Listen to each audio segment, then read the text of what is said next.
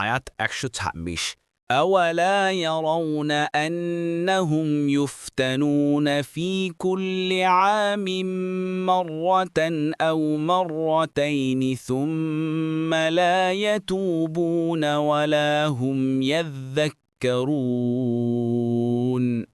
অনুবাদ: তারা কি দেখে না যে তাদেরকে প্রতি বছর একবার বা দুবার বিপর্যস্ত করা হয়, এরপরও তারা তাওবা করে না এবং উপদেশ গ্রহণ করে না। তাফসির ১ নং ফুটনোটের বিবরণ। এখানে মুনাফিকদের সতর্ক করা হয়েছে যে তাদের কপটতা ও প্রতিশ্রুতি ভঙ্গ প্রভৃতি অপরাধের পরিণতিতে প্রতি বছরই তারা কখনো একবার কখনো দুবার নানা ধরনের বিপদে বা পরীক্ষায় নিপতিত হয়। মুজাহিদ বলেন, তারা দুর্ভিক্ষ ও ক্ষুধায় পতিত হয়, আত-তাফসিরুস সহিহ, অথবা রোগ শোকে। হাসান বসরি বলেন, রাসূলের সাথে যুদ্ধ ও জিহাদে অংশগ্রহণের মাধ্যমে।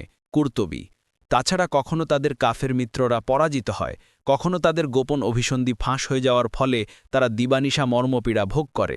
বাগবী।